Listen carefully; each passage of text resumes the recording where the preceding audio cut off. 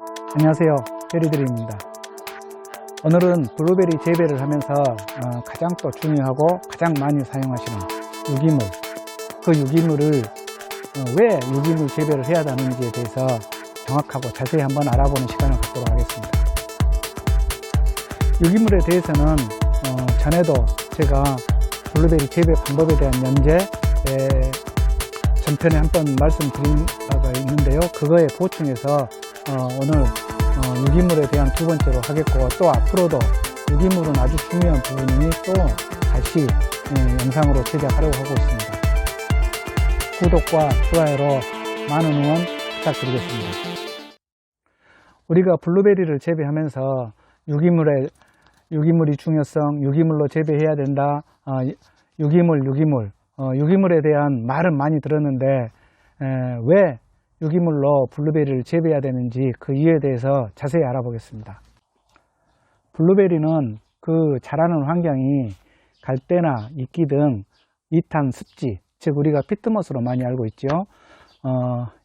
이런 갈대라든가 물리끼 등이 부숙돼서 축적된 곳에 아주 잘 자라는데요. 블루베리는 이러한 유기물 속에서 그 뿌리의 온도가 12도에서 17도 사이가 되었을 때 통기성이 확보되고 가장 성장을 잘 하게 하는 이 환경을 요구하는 나무입니다.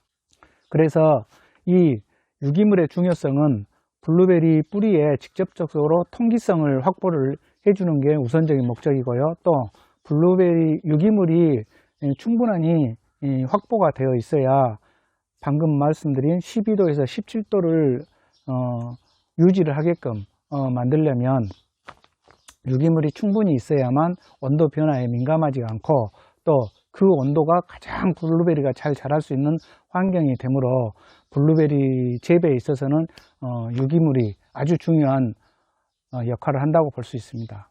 즉 유기물은 아까 말씀드린 블루베리가 산성을 요구하는 그 산도를 유지를 지속적으로 시켜줄 수 있는 환경을 만들어주고 블루베리가 가장 잘 자랄 수 있는 온도를 유지시켜주고 또 뿌리에 이 산소 공급과 배수 등 여러가지 뿌리에 필요한 조건들을 갖추게 하는 필요성 때문에 유기물 재배가 반드시 필요합니다. 그리고 이렇게 블루베리 재배하면서 유기물을 써야 되는 또 하나 중요한 이유는 블루베리는 질소 비료가 모든 식물에서도 마찬가지지만 가장 기본적으로 필요한데 블루베리는 그 질소 성분 중에서 암모늄태 질소만 흡수를 할 수가 있습니다. 그런데 암모늄태 질소를 만들어주는 조건은 토양이 산성화가 되어 있어야 합니다. 만약 여러분이 질소 비료를 준다고 주셨는데 그 토양이 산도가 중성화가 되어 있거나 알칼리성 토양으로 되어 있다 하면 그 질소는 질산태 질소로 변형이 됩니다. 그러면 블루베리는 암모늄태 질소만 흡수할 수가 있으므로 질산태 질소를 흡수하지 못해서 실질적으로 농가에서 질소를 주신다고 하더라도 블루베리는 그 질소 비료를 흡수할 수가 없어서 질소 부족 현상을 나타내게 됩니다. 그래서 이러한 토양의 산도를 맞춰주기 위한 역할로 유기물이 반드시 필요한 겁니다. 이러한 유기물이 투여가 되면 토양 속에 있는 분해자, 즉 박테리아나 곰팡이에 의해서 이 질소가 암모늄태 질소로 변형을 시켜줍니다. 그러면 암모늄태 질소로 변형된 질소 성분의 비료를 블루베리가 흡수하게 되어 있습니다. 즉 정리해서 말씀드리면 유기물이 투여가 돼서 토양 산도를 4에서 5 정도만 유지를 시켜 주신다 하면 질소 성분의 비료를 주셨을 때 이 질소 성분이 토양의 산도 때문에 암모늄태로 지속적으로 유지되어서 블루베리가 요구하는 질소를 공급해 줄 수가 있고요. 만약 이 산도가 유지가 되어 있지 않고 만약 알칼리성 토양으로 바뀌어 버리면 바로 이 질소 비료는 이 블루베리가 먹을 수 없는 질산태 질소로 변형이 되기 때문에 이 가장 중요한 그 질소 비료를 공급하기 위해서 토양의 산도를 유지할 목적으로 이 유기물의 투여는 아주 중요한 역할을 합니다. 우리가 블루베리를 재배하면서 멀칭을 하거나 아니면 피트모스나 일반 토양과 혼합을 해서 사용할 재료로 특히 소나무를 적극 추천을 하는데요. 소나무 바크나 소나무 톱밥, 또 아니면 소나무를 분해시킨 유기물 등 소나무를 측정하는 이유는 이 블루베리 CN율 때문입니다.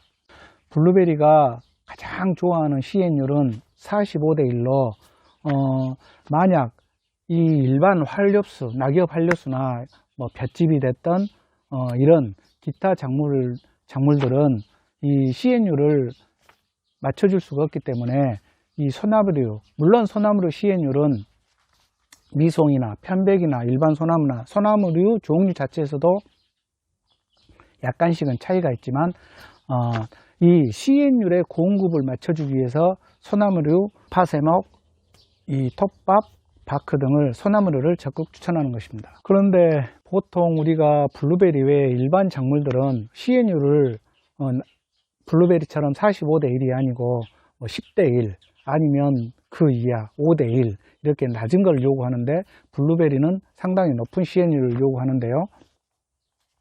이 CN율이 적정 CN율을 맞춰줬을 때 블루베리는 어떤 변화가 있을까요? 그것은 만약 적정 CN율을 45대 1이나 50대 1이나 60대 1이나 이렇게 CN율이 높게 맞춰주시면 블루베리는 뿌리가 엄청 발달을 하게 되어 있습니다. 그리고 만약 CN율을 45대 1 아래로, 즉 20대 1이라든가 10대 1이라든가 1대 1이라든가 이렇게 낮아질수록 블루베리는 뿌리는 성장을 잘 하지를 않고 이 지상부가 성장을 하게 됩니다. 그러면 그냥 외부적으로 봤을 때는 지상부가 성장을 하니까 나무가 잘 커서 아주 좋네 이렇게 보여질 수는 있으나 그 근원이 되는 뿌리가 발달을 하지 않기 때문에 이 블루베리가 과일을 맺고 수확을 할 때쯤 아주 형편없는 과일이 되거나 또 좋은 과일이 되는 그 차이가 발생을 하게 됩니다. 그래서 쉽게 말해서 이 겉모습만 보기 위해서는 지상부가 발달하는 게 좋지만 우리 실질적인 농가 입장에서는 지상부보다 이 뿌리를 훨씬 더 잘 발달을 시켜줘야 하는 이유인 것입니다. 물론 CN율이 극히 낮은 일반 잡목이나 화렵 잡목 이런 것들도 유기물로서 사용할 수는 있습니다. 그런데 이러한 재료들을 유기물로 사용을 하실 때는 반드시 적정 산도를 맞춰주기 위한 2차적인 작업이 필수적으로 요구가 됩니다.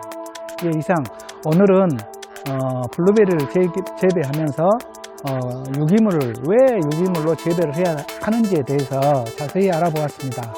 그럼 다음 블루베리 재배 방법에 대해서 좀 더 좋은 자료를 가지고 영상을 제작하도록 하겠습니다. 구독과 좋아요로 많은 응원 부탁드리겠습니다. 감사합니다.